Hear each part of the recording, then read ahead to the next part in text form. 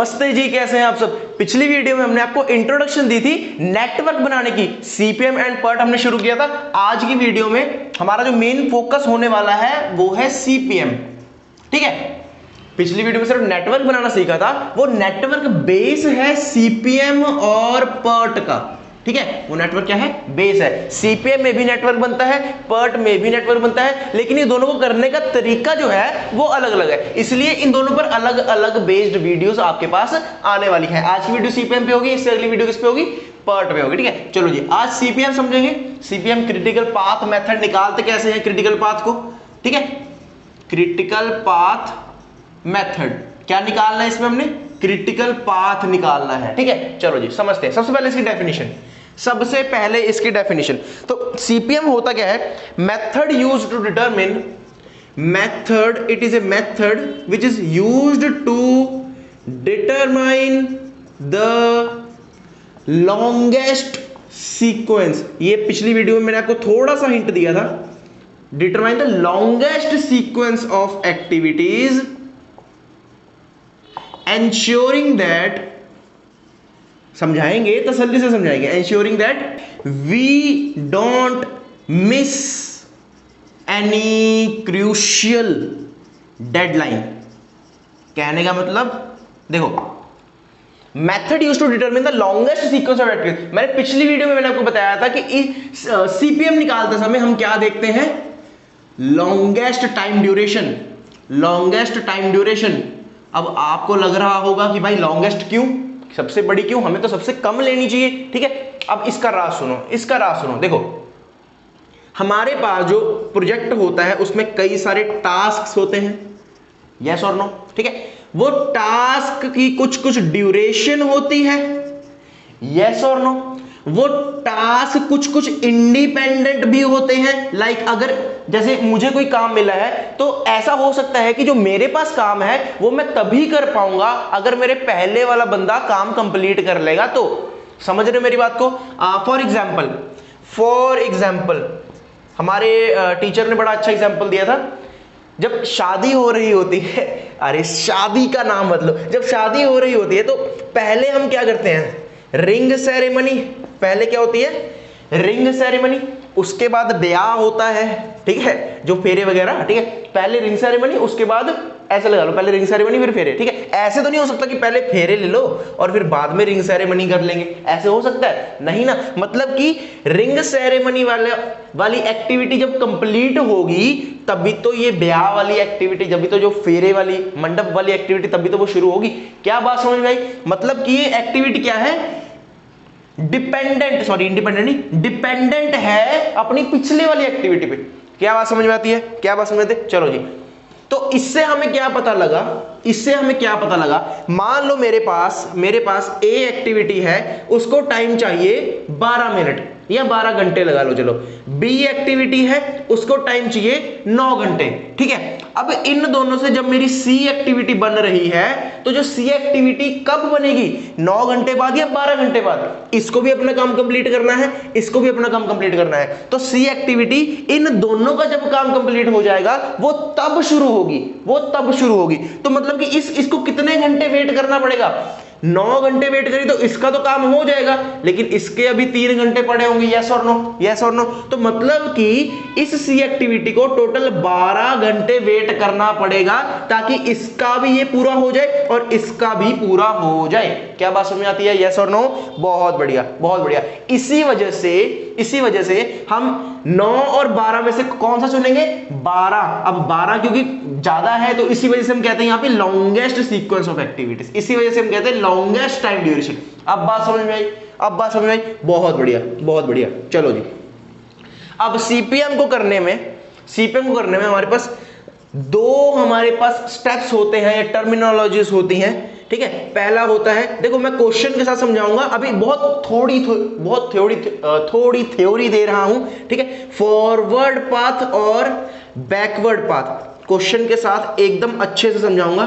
ठीक है, forward path और बैकवर्ड पाथ। फॉरवर्ड पाथ में हम क्या लेते हैं, अर्ली स्टार्ट टाइम और अर्ली फिनिश टाइम। ठीक है, और बैकवर्ड पाथ में हम क्या लेते हैं, लेट स्टार्ट टाइम और लेट फिनिश टाइम।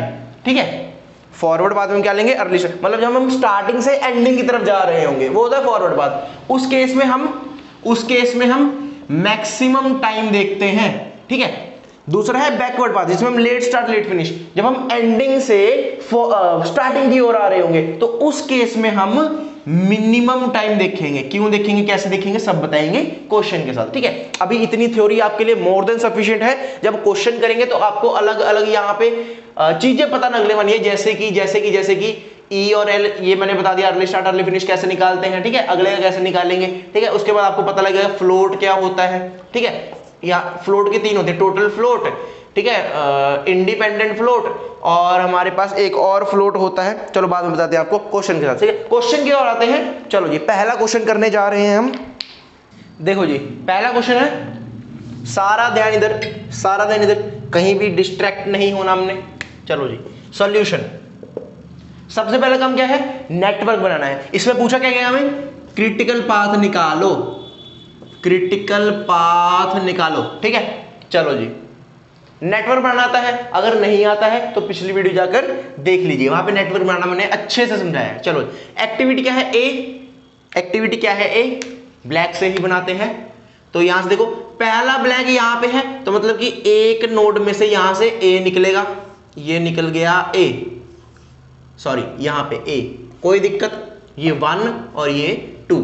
ठीक है, अब ए से क्या है, बी है, ए से क्या है, सी है, ए से बी भी है और ए से सी भी है, आगे बी से डी है। तो मतलब कि हमने बी, यहां पे ए से निकला बी और ए से निकला सी। ठीक है, अब बी वाले से निकला डी, और सी से निकला यहां पे ई। ठीक है, और डी और ई से कंबाइंड निकला एफ, तो डी और ई से कंबाइंड निकला एफ, और यहां पे ये एंडिंग नोड। तो 1 2 ये 3 मान लो, ये 4 मान लो, ये 5 मान लो और ये 6 मान लो। कुछ लोग कहते हैं कि सीधे सीधे एरोस हमेशा बनने चाहिए, ऐसे नहीं बनने, ऐसे नहीं बनेंगे, ऐसे नहीं बनेंगे, सीधा स्ट्रेट ऐसे ऐसे ऐसे ऐसे। तो हमने उनको भी नाराज नहीं करना, तो इस वजह से आप सीधे सीधे एरोस पेपर में बना के आएंगे। ठीक है, चलो जी, दूसरी बात क्या है, जब इसकी आप नंबरिंग करोगे, जैसे 1 2 3 4, जब नंबरिंग करोगे तो आपने जो सबसे पहले नोड बन रही है उस हिसाब से नंबरिंग करनी है। जैसे 1 2, आपने इसको 3 नहीं दे देना, इसको 3 नहीं दे देना, आपने यहाँ पे 3 देना है, यहाँ पे 4 देना है, यहाँ पे 3 भी दे सकते थे क्योंकि ये दोनों एक ही टाइम में बन रहे हैं ना, तो यहाँ पे 3 यहाँ पे 4 दे सकते थे, यहाँ पे 5 6। ठीक है, मतलब कि जो पहले आएगा उसको पहले नंबर, ऐसे ऐसे। ठीक है, किसी को हमने नाराज नहीं करना है, पूरे फुल नंबर लेने हैं। चलो जी, अब क्या करना है, ड्यूरेशन लिख दो 5 4, ए की क्या है 5, तो यहाँ पे 5 लिख दो। ठीक है, बी की है 4, यहाँ पे 4 लिख दो, सी की है 7, यहाँ 7 लिख दो, ई की है 9, यहाँ पे 9 लिख दो, डी की 8 है और यहाँ पे एफ की क्या है 4 है। ठीक है, ड्यूरेशन दी है इन डेज। ठीक है, चलो जी, अब मैंने आपको अभी बताया था कि 2 चीजें होती है इसमें, पहला फॉरवर्ड, दूसरा बैकवर्ड। एक अलग से पेज जो आपने लिया होगा या फिर अलग से जहां पे नोट्स बना रहे होंगे वहां पे हाईलाइट करके ये पॉइंट लिख लो कि जब हम फॉरवर्ड पाथ देख रहे होते हैं, फॉरवर्ड मतलब यहां स्टार्टिंग से लेकर एंडिंग की तरफ। ठीक है, जब हम फॉरवर्ड पाथ देख रहे होते हैं तो उस केस में हमने मैक्सिमम टाइम देखना है, और जब हम बैकवर्ड पाथ देख रहे होते हैं तो उस केस में हमने मिनिमम टाइम देखना है। ठीक है, अभी बताऊंगा कैसे। ठीक है, तो एक और चीज, फॉरवर्ड पाथ के समय हमने देखना है कि कौन सी एरोज, कितनी एरोज उस नोड पे आ रही है, कितनी एरोज उस पर्टिकुलर नोड पे आ रही है, और बैकवर्ड में हमने देखना है कि कितनी एरोज उस पर्टिकुलर नोड से जा रही है। ठीक है, अभी बताऊंगा। ये देखो, यहां पे पहला काम क्या करना है कि जितनी भी नोड्स हैं सबके आगे ऐसे 2-2 डब्बे बना दो, सबके आगे ऐसे, ये इधर, ये यहां पे 3 का, और ये इधर 5 का, और ये 6 का। कुछ मुश्किल काम है, ये बहुत मुश्किल काम है, पेन घिस जाएगा। ठीक है, सभी नोड्स के आगे हमने क्या किए, दो दो डब्बे बना दिए। अब ये डब्बे हैं क्या जी, ये डब्बे हैं क्या, देखो पहला डब्बा होता है अर्ली स्टार्ट का, दूसरा होता है लेट स्टार्ट का, ठीक है। अब क्योंकि ये फर्स्ट नोड का है तो उसको हम E1 बोल देंगे और इसको L1 बोल देंगे। ये सेकंड का है तो इसको E2 बोल देंगे, इसको L2 बोल देंगे। ये फोर्थ का है तो E4 L4, ये थर्ड का है E3 L3, ठीक है। ये E5 L5, E6 L6, ठीक है। इतनी बात समझ में आई। चलो जी, अब पहली नोड का अर्ली स्टार्ट क्या होगा, अर्ली टाइम ड्यूरेशन क्या होगा, 0 ऑब्वियसली। जब कुछ शुरू हो रही है, चीज शुरू हो रही है तो उससे पहले तो कुछ टाइम हुआ ही नहीं ना। जब शुरू हो रही है तो टाइम क्या है, 0। टाइम क्या है, 0, ठीक है। पहली का टाइम हो गया 0। जब हम फॉरवर्ड पाथ कर रहे होंगे तो हमने सिर्फ ई वाले डब्बे भरने हैं। फॉरवर्ड पाथ करते समय सिर्फ हमने ई वाले डब्बे भरने हैं और बैकवर्ड पाथ के समय हम एल वाले डब्बे भरेंगे, ठीक है। चलो जी, अब हम आए 2 पे। अब हम आए, देखो 1 का हो गया ना, अब हम आए 2 पे। अब 2 का अर्ली स्टार्ट क्या होगा, 2 का अर्ली स्टार्ट कैसे देखेंगे, पहले देखो 2 पे कितनी एरोज आ रही हैं, एक एरो आ रही है तो हमने सिर्फ वही एरो का देखना है, हमारे पास कोई और ऑप्शन ही नहीं है, ठीक है। तो इस एरो का हमने, देखो इस एरो पे क्या है अटैच्ड है, 1 का अर्ली स्टार्ट क्या था, 0 प्लस कर देना है हमने इसका टाइम ड्यूरेशन। क्या बोला मैंने, जो प्रीसीडिंग नोड का अर्ली स्टार्ट होगा उसमें ऐड कर देनी है ड्यूरेशन, वो हमारा सक्सीडिंग नोड का अर्ली स्टार्ट कहलाएगा। क्या समझ में आया, 0 + 5 तो ये हो गया यहां पे 5, बहुत मुश्किल था। यहां पे है 4, देखो 4 से कैसे होगा, इस पे एक ही एरो आ रही है तो उसी एरो से देखना है। इस एरो पे 2 अटैच्ड है, 2 का क्या है 5 और 5 + 7 तो 7 5 12, समझ में आया। अब 3 का देखो, 3 पे एक ही एरो आ रही है, ठीक है, कोई और ऑप्शन ही नहीं है तो 5 + 4 9, ठीक है। अब यहां पे 5 का देखो, 5 पे देखो यहां पे 2 एरो आ रही है, एक ये वाली एरो और एक ये वाली एरो, ठीक है। अब इन दोनों में से कौन सा लेंगे, इन दोनों में से कौन सा लेंगे, जिसका मैक्सिमम टाइम होगा, जिसका मैक्सिमम टाइम होगा। यहां पे क्या टाइम बनेगा, अगर ये वाला एरो लेते हैं, देखो 3 पे अटैच्ड है ये तो 9 + 8 9 9 18 17, ये 17 हो जाएगा, ठीक है। अगर ये वाली एरो लेते हैं तो 12 + 9 हो जाएगा 21, दोनों में से ज्यादा कौन है 21, तो इसको हमने 21 देना है, 17 मत दे देना, ठीक है। चलो अब 6 पे कितनी एरो अटैच्ड है, एक ही है तो एक पे ये 5 है तो 21 + 4 25। क्या फॉरवर्ड पाथ समझ में आया, क्या फॉरवर्ड पाथ समझ में आया। अब बैकवर्ड पाथ देखो, फॉरवर्ड पाथ में हम देखो ऐड कर रहे थे, फॉरवर्ड पाथ में हम क्या कर रहे थे, ड्यूरेशन को ऐड कर रहे थे। बैकवर्ड पाथ में हमने क्या करना है, ड्यूरेशन में से माइनस कर देना है, ठीक है। चलो जी, बैकवर्ड पाथ यहां से शुरू होगा, ठीक है, एंडिंग से शुरू होगा तो एंडिंग का ये देखो L6 क्या होगा, जो ये E6 होगा, सेम लिख देना, ठीक है। जो E6 होगा मतलब कि जो भी अर्ली स्टार्ट टाइम होगा लास्ट वाली नोड का, वही उसका लास्ट स्टार्ट टाइम बनेगा, ठीक है। चलो जी, तो यहां पे 25 है, इसका हो गया। अब 5th पे आओ, 5th का L5 क्या होगा, ठीक है, 5th का L5 क्या होगा, तो यहां पे देखो कितनी एरोज जा रही हैं, कितनी एरोज बैकवर्ड पाथ में मैंने बोला कितनी एरोज जा रही है, यहाँ पे एक ही एरो जा रही है तो और कोई ऑप्शन नहीं है, ठीक है। इस एरो के साथ 6 अटैच है तो 25 माइनस ड्यूरेशन 4, 25 - 4 तो ये 21 आ गया। कोई दिक्कत, कोई दिक्कत। अब आओ 4 पे, 4 से कितनी एरो जा रही है, एक एरो जा रही है और कोई ऑप्शन नहीं है तो 5th के पास क्या है। अब ये देखना हमने L देखना है, हमने E नहीं देखना, बैकवर्ड करते समय हमने E नहीं देखना, L देखना है। तो L में क्या है 21 माइनस का 9, 21 - 9 हो जाएगा 12, समझ में आया, ठीक है। अब 3 का देखो, 3 से भी एक ही एरो जा रही है और कोई ऑप्शन नहीं है, यहां पे 21 - 8, 21 - 8 हमारे पास हो जाएगा 13, तो यहां पे ये 13, ठीक है। अब 2 पे देखो, 2 पे 2 एरो जा रही है, एक ये वाली और एक ये वाली, एक B वाली और एक C वाली, ठीक है। हमने देखना है इन दोनों में से मिनिमम टाइम कौन सी देगी, मिनिमम टाइम, बैकवर्ड कर रहे हैं ना, हमने देखना है बैकवर्ड में मिनिमम टाइम कौन सी देगी, ठीक है। अब हमने अगर B वाली देखी तो B वाली में 13 - 4 हो जाएगा जो कि 9 बनता है, ठीक है। C वाली देखेंगे तो ये 12 - 7 हो जाएगा जो कि 3 2 5 बनता है। दोनों में से मिनिमम कौन है 5, तो इसको हमने 5 दे दिया, समझ में आया। अब 1 का देखो, 1 पे एक ही एरो जा रहा है, कोई और ऑप्शन नहीं है तो इस पे 2 अटैच है, इसका L5 है तो 5 माइनस का टाइम ड्यूरेशन 5 क्या हो जाएगा 0। सभी का हो गया, इतनी बात समझ में आई, कुछ दिक्कत नहीं, इजी स्मूथ, बहुत बढ़िया। बहुत बढ़िया, ठीक है। ये चीज है मेन समझने वाली। अगर ये चीज आपको समझ में आ गई तो ये कुछ भी नहीं है, आप आराम से डब्बे भर सकते हो, ठीक है। चलो जी, फॉरवर्ड में ऐड करना है, बैकवर्ड में माइनस करना है, किसके साथ? टाइम ड्यूरेशन के साथ, टाइम ड्यूरेशन के साथ। अब हमने क्या करना है, देखो हमने वो डब्बे देखने हैं जिसमें ई और एल सेम है, जिसमें ई और एल सेम है, ठीक है। यहां पे देखो ई और एल सेम है, सेम है, ठीक है, तो यहां से स्टार्ट होगा, ठीक है।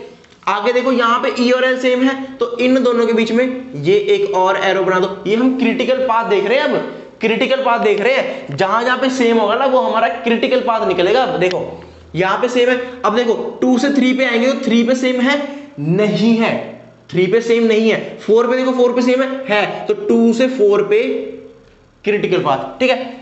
4 से 5 पे क्या 5 सेम है बिल्कुल, तो यहां पे डबल एरो बनाओ, ठीक है। यहां पे 5 से 6 पे क्या 6 सेम है बिल्कुल, तो यहां पे डबल एरो बनाओ। अब देखो कहां कहां पे डबल एरो आ रहा है, 1 से 2 पे गए, 2 से 4 पे गए, 4 से 5 पे गए, 5 से 6 पे गए। ये है हमारा क्रिटिकल पाथ, ये है हमारा क्रिटिकल पाथ। इसको शो कैसे करना है, देखो 1 से 2 पे एक्टिविटी क्या है, ए, तो ए से गए हम सी पे, सी से गए हम ई पे, ई से गए हम एफ पे, और एफ पे ये खत्म है, ठीक है, एफ पे ये खत्म है। समझ में आया? ऐसे हम इसको डिनोट करेंगे, डन है। इसके बाद हमने देखना है प्रोजेक्ट ड्यूरेशन कितनी है, प्रोजेक्ट ड्यूरेशन कितनी है, मतलब कि टोटल टाइम कितना लगा है। तो टोटल टाइम बड़ी आसानी से निकाल सकते हैं हम, ठीक है। सारी ड्यूरेशन को ऐड कर दो, इस जो जो क्रिटिकल पाथ पे आ रही ड्यूरेशन वो ऐड कर दो, तो 5 + 7, देखो 5 + 7 + 9, 9 के बाद +4, तो कितना हो जाएगा ये, 9 और 4 13, 20 और ये 25, तो 25 डेज, 25 डेज लग रहे हैं इस प्रोजेक्ट को कंप्लीट होने के लिए। क्या इतनी बात आपको समझ में आ गई? अगर आ गई तो बहुत बढ़िया, आपने सीपीएम को 90% समझ लिया है, बहुत बहुत बधाई। अब लास्ट का जो 10% है वो आपको बताने जा रहा हूं, सारा ध्यान इधर। इसको रब कर दूं, ये नोट कर लो फटाफट से, इसको रब करता हूं यहां पे। अब मैं फ्लोट वाली चीजें से आपको समझाने जा रहा हूं, फ्लोट और स्लैक, ठीक है। चलो जी, कुछ न्यू टर्मिनोलॉजीज हैं वो समझनी आपको जरूरी है। पेपर में कई बार पूछ सकता है इस क्वेश्चन के साथ कि find the total float, find independent float, ठीक है, फाइंड फ्री फ्लोट, वो समझो। अब एक टर्म होती है टोटल फ्लोट, इसको हम स्लैक भी बोलते हैं, ठीक है, फ्लोट को हम स्लैक भी बोलते हैं। तो दोनों में से कुछ भी पूछ सकता है एग्जामिनर, तो घबराना नहीं है, एक ही बात है, ठीक है। टोटल फ्लोट कैसे निकलता है, देखो टोटल फ्लोट निकलेगा हर एक नोड का, टोटल फ्लोट निकलेगा हर एक नोड का। तो नोड कितनी है, 1 से लेकर 6 तक, तो सारी लिख दो। First node, second node, third node, fourth node, fifth node और सिक्स्थ नोड, इन सभी का हमने फ्लोट निकालना है, यानी कि स्लैक निकालना है, टोटल फ्लोट निकालना है, ठीक है। तो क्या होगा, देखो फर्स्ट नोड का देखो 2 डब्बे, देखो E1 और L1, इन दोनों को माइनस कर दो, L - E, फॉर्मूला आ गया L - E, ठीक है। तो देखो 0 - 0 0, 2 का देखो 2 का 5 - 5 0, 3 का देखो 13 - 9, ये 9 4 13, ठीक है। 4 का देखो 12 - 12 0, फिफ्थ का देखो 21 - 21 0, सिक्स का देखो 25 - 25 0। ये था फ्री फ्लोट, ये था फ्री फ्लोट। लल्लू सी चीज, लल्लू सी चीज, इसीलिए बच्चे घबरा रहे थे, इसके लिए घबराते हैं बच्चे। बताओ अगली चीज क्या है, अगली चीज क्या है, टोटल फ्लोट के बाद हम करेंगे free float. Free float, free float क्या होता है भाई साहब, फ्री फ्लोट क्या होता है, देखो कुछ नहीं करना, बहुत आसान है। फ्री फ्लोट निकलेगा 2 नोड्स के बीच का, ठीक है। मतलब कि देखो हर एक नोड को यहां पे बना दो, 1 से 2 जा सकती है, ठीक है, 1 से 2 जा सकती है, 2 से 3, 2 से 3, 2 से 4, 2 से 4, ठीक है, 3 से 5, 3 से 5, 3 से 5, 4 से 5, 4 से 5 और 5 से 6, 5 से 6, ठीक है। फ्री फ्लोट 2 नोड्स के बीच का निकलेगा, ठीक है। अब निकालेंगे कैसे, ये देखो हमने कहा 1 से 2, हमने कहा 1 से 2, 1 से 2 हमने देखना 2 वाले का E2 और 1 वाले का E1। देखो E ऑफ सक्सीडिंग माइनस का E ऑफ प्रीसीडिंग माइनस जो उन दोनों के बीच में ड्यूरेशन है, माइनस का ड्यूरेशन। क्या समझ में आया? E of succeeding minus E of preceding minus का उन दोनों के बीच में जितना टाइम ड्यूरेशन है वो। डन है। तो 1 से 2 का देखो, 1 से 2 में 5 माइनस 0 माइनस 5, तो 5 माइनस 0 माइनस 5 ये हो जाएगा 0। ठीक है। 2 से 3 देखो, 2 से 3 9 माइनस 5, 9 माइनस 5 कितना होता है 4, और 4 माइनस का 4 0।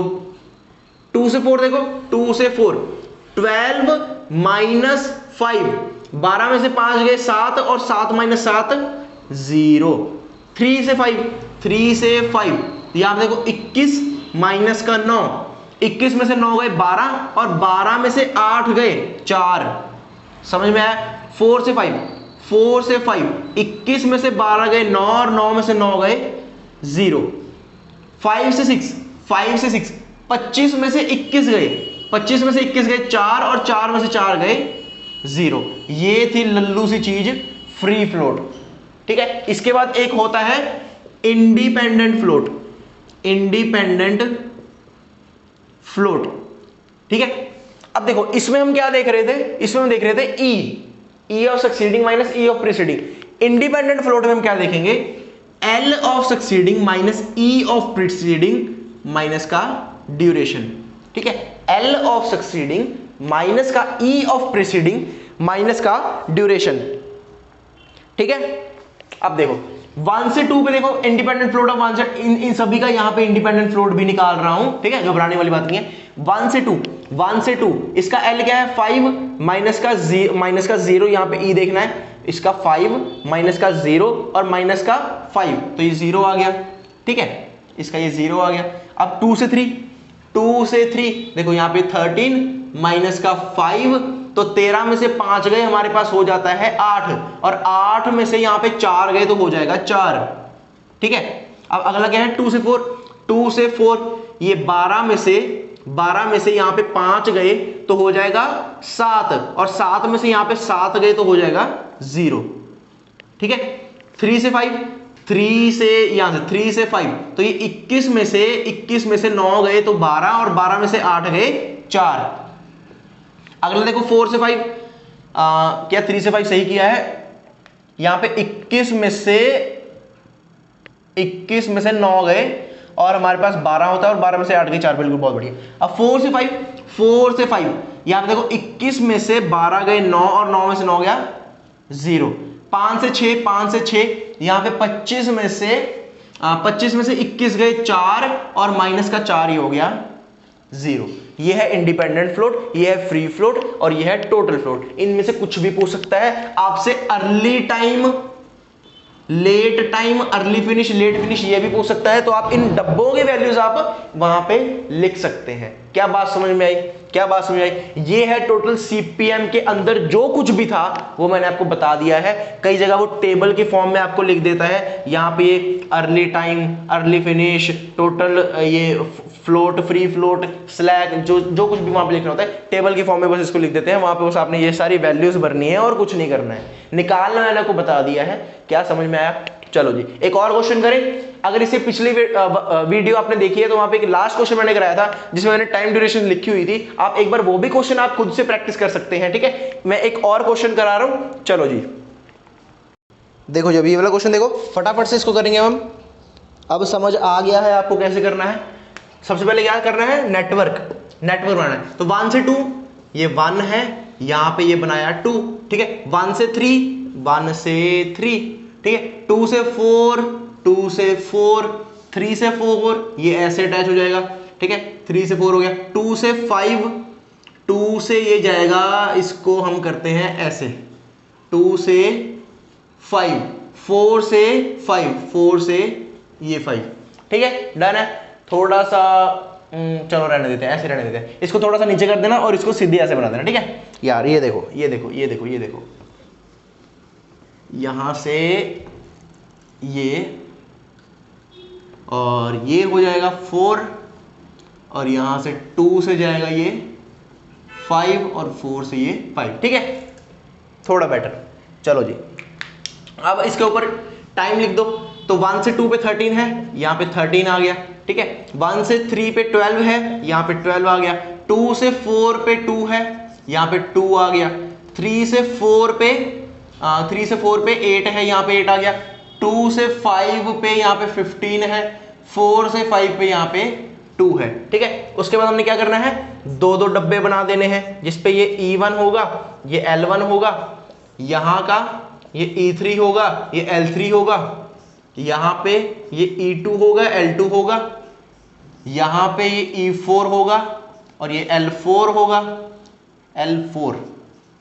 यहाँ पे ये 5 है तो E5 और L5, ठीक है। सबसे पहले क्या लिखना है, 0, फॉरवर्ड पाथ सबसे पहले चलाएंगे हम, ठीक है। तो 0 यहाँ पे 2 पे आए, 2 पे एक ही एरो आ रहा है तो 0 + 13 यहाँ पे 13 हो गया। 3 पे आए, 3 पे एक ही एरो है तो 0 + 12 12 हो गया, ठीक है। आगे 4 पे आए, 4 पे हमारे पास ये भी एरो है और ये भी एरो है, ठीक है। यहां पे देखेंगे तो 13 + 2 15, यहां पे देखेंगे 12 + 8 20, मैक्सिमम देखना है तो यहां पे 20 आ गया, ठीक है। अब 5 पे गए, 5 पे ये भी एरो है, ये भी एरो है, यहां पे 20 + 2 22 और यहां पे 13 + 15 28, तो मैक्सिमम क्या है 28, तो यहाँ पे 28 आ गया, ठीक है। अब बैकवर्ड पाथ करना है तो यहाँ पे 28 आ जाएगा, ठीक है। 4 पे आए, 4 से एक ही एरो जा रहा है तो एक ही ऑप्शन है इसके पास, 28 - 2 26 हो गया, ठीक है। 2 पे आए, 2 पे हमारे पास दो एरो जा रहे हैं, देखो, एक 5 की तरफ, एक 4 की तरफ। तो 5 वाला देखेंगे तो यहाँ पे 28 - 15 अगर हम करेंगे तो ये 13 आ जाएगा, ठीक है, 13 आ जाएगा। और अगर 26 - 2 करेंगे तो 24 आएगा। कम कौन सा है, 13, तो यहाँ पे 13 लिख दिया। बैकवर्ड में मिनिमम वाला लेते हैं, ठीक है। अब 3 पे आए, 3 पे एक ही एरो जा रहा है तो यहाँ पे 26 माइनस का 8 किया तो हमारे पास 26 माइनस का 8 किया तो 8 8 16 18 हमारे पास 18 आ रहा है, ठीक है। तो यहाँ पे 18 आ गया। 1 वाले पे देखो, 13 माइनस का 13 किया 0 आ रहा है, 18 माइनस का 12 किया तो 6 आ रहा है, तो कम कौन सा है 0, तो यहाँ पे 0 कर दिया, कोई दिक्कत वाली बात। अब देखो कौन कौन से सेम है, यहाँ पे 1 से 2 पे सेम है, एक और एरो बना दो। 3 पे सेम है, नहीं। 4 पे सेम है, नहीं। 5 पे सेम है, जी हाँ, तो यहाँ से 2 से 5 पे एक और एरो बना दो, ठीक है। आगे का काम कर सकते हो, नहीं, करा दो, आलसी बच्चे, ठीक है। यहां पे देखो, प्रोजेक्ट ड्यूरेशन क्या होगी, प्रोजेक्ट ड्यूरेशन, और दूसरा क्या निकालना है, क्रिटिकल पाथ, ठीक है। क्रिटिकल पाथ क्या होगा, 1 से 2 2 से 5, 1 से 2 2 से 5, ठीक है। अब प्रोजेक्ट ड्यूरेशन क्या होगा, 13 + 15, तो ये हो जाएगा 28, ठीक है, 28 वीक्स, यहां पे 28 वीक्स, ठीक है। अब टोटल फ्लोट निकालो, टोटल फ्लोट या स्लैग जो भी कह लो, चलो स्लैग बोल देते हैं इस बार इसको, ठीक है, पिछली बार फ्लोट बोला था। 1 का निकालना है, 2 का, 3 का, 4 का, 5 का, 5 तक है, हाँ जी हाँ 5 तक ही है, ठीक है। अब 1 का देखो 0 - 0, 1 का देखो 0 - 0, 2 का देखो 13 - 13 0, 3 का देखो 18 - 12 6, 4 का देखो 26 - 20 6, 5 का देखो 0, ठीक है। इसके बाद क्या है, फ्री फ्लोट, और यहां पे हम निकालेंगे इंडिपेंडेंट फ्लोट, यहां पे इंडिपेंडेंट फ्लोट, ठीक है। सारे वो लिख लेते हैं जो भी आएंगे। 1 से 2 आएगा एक तो, ठीक है, 1 से 3 आएगा, और 2 से 4 और 2 से 5, 2 से 4 और 2 से 5, 3 से 4, 3 से 4, ठीक है। बस यही है, ठीक है, 3 से 4 हो गया और 4 से 5 रह गया, 4 से 5, ठीक है। चलो जी, अब 1 से 2 क्या होगा, 1 से 2 देखो, 1 से 2 तो 13 माइनस का 0, इसका E2 माइनस E1 माइनस का ड्यूरेशन, 13 - 0 13 - 13 = 0। 1 से 3 12 - 0 12 - 12 0। 2 से 4 20 माइनस का 13 हो जाएगा 7 7 - 2 5। 2 से 5 यहाँ पे 28 -13, तो ये 8 में से 3 गए, 5, 2 में से 1 गया 1, 15 माइनस का 15, ये देखो यहाँ पे 15 है ना, तो ये 0। 3 से 4, 3 से 4, 20 माइनस का 12, ये हो जाएगा 8, माइनस का 8, ये हो जाएगा 0। 4 से 5, 4 से 5, 28 माइनस 28 हो जाएगा, माइनस का 2, 6 हो जाएगा। ठीक है, अब इंडिपेंडेंट फ्लोट, इंडिपेंडेंट फर्क क्या पड़ेगा, इसमें ई देख रहे थे, उसमें एक एल देखेंगे अगले वाले का। ठीक है, तो 1 से 2 देखो, 1 से 2, यहाँ पे ये 13 माइनस का 0 इक्वल टू 13 माइनस का ये 13, 0। ठीक है, अगला क्या है 1 से 3, 1 से 3, 18 माइनस का 0 0 माइनस का 12 6। ठीक है, 2 से 4, 2 से 4, 26 माइनस का 13, ये हो जाएगा 13 13 और हाँ जी 13, 13 टू 26 होगा, तो 13 माइनस का 2, ये हो जाएगा 11। ठीक है, अगला क्या है 2 से 5, 2 से 5, तो ये 28 माइनस का 13, ये हो जाएगा 8 में 3 गए 5, और ये 15 माइनस का 15, ये हो जाएगा 0। अगला क्या है 3 से 4, 3 से 4, ये 26 माइनस का 12, तो 26 माइनस का 12 हो जाएगा 14 माइनस का 8। ठीक है, ये हो जाएगा 8 6 14 6। अगला है 4 से 5, 4 से 5, तो यहाँ पे 28 माइनस का 28 होता है, और 8 माइनस का 2 6। ठीक है, यहां से हमारे पास इंडिपेंडेंट फ्लोट की वैल्यूज आ गई 0 6 0 11। डन है, चलो जी, यहां पे हमारा सीपीएम खत्म होता है। इसके बाद हम पार्ट लेकर आएंगे। ठीक है, सीपीएम के और भी क्वेश्चन मैं भेजूंगा, टेलीग्राम का लिंक डिस्क्रिप्शन में होगा, वो ज्वाइन कर लो, वहां पे इसका क्वेश्चन और आएगा। नेटवर्क डायग्राम के पहले 2 क्वेश्चन मैंने आपको भेज रखे हैं, वो भी आप सॉल्व कर सकते हैं वहां जाके। ठीक है, मिलते हैं नेक्स्ट वीडियो में, तब तक के लिए धन्यवाद, गुड बाय, पढ़ते रहें।